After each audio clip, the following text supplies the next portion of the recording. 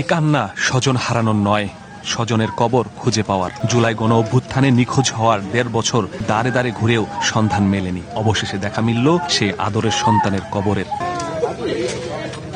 কাপড়ের ব্যবসায়ী সোহেল রানা ২০২৪ সালের ১৮ জুলাই আন্দোলনে গিয়ে শহীদ হন। তার মমতাময়ী মা কবরের পাশে বারবার মূর্ছা যাচ্ছেন। একটা আকুতি, শেষবার যদি ছেলেকে জড়িয়ে ধরতে পারতেন। মা আমি একটু চা খেয়ে প্রথম বাইরে গেছে, আর ফিরে নাই, আর পাইনি।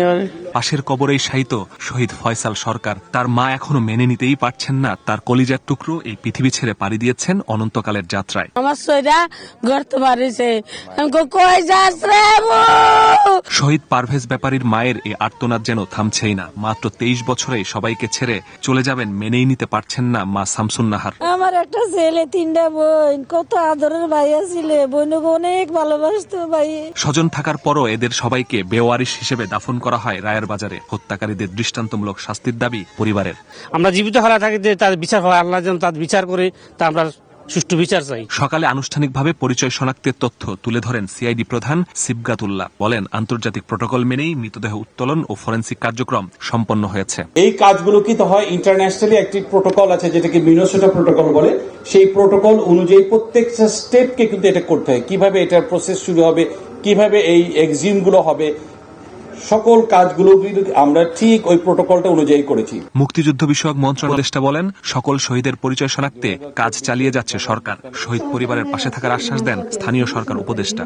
বাংলাদেশে কখনো এত বড় স্কেলে কবর লাশ থেকে উত্তোলন করা হয়নি এবং এইভাবে ডিএনএ এর ব্যাপকভাবে যে কাজটা করা হয়েছে, ইনফরমেশন সংগ্রহ করে ফরেনসিক এক্সপার্টদের সহায়তায় লাশ শনাক্তকরণের, সেটাও এইভাবে করা হয়নি।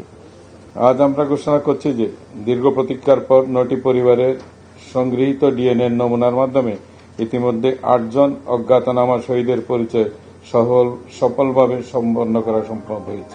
অজ্ঞাতনামা মৃতদেহ পরিচয় শনাক্তের কার্যক্রম গত 7 ডিসেম্বর শুরু হয়ে চলে 25 ডিসেম্বর পর্যন্ত। 21 দিনের কর্মযজ্ঞের পর 8 শহীদ পরিবার খুঁজে পেয়েছে তাদের স্বজনদের। এর মাধ্যমে অবসান ঘটেছে 1.5 বছরের। এখনো বাকি 106 জনের পরিচয় শনাক্তের কাজ। সিআইডি জানিয়েছে, যাদের স্বজনরা এখনো নিখোঁজ আছে দ্রুত ডিএনএ নমুনা সিআইডির কাছে জমা দিতে। হয়তোবা তারাও পেতে পারেন তাদের স্বজনদের খোঁজ। মাসুদুর রহমান, সময় সংবাদ, ঢাকা।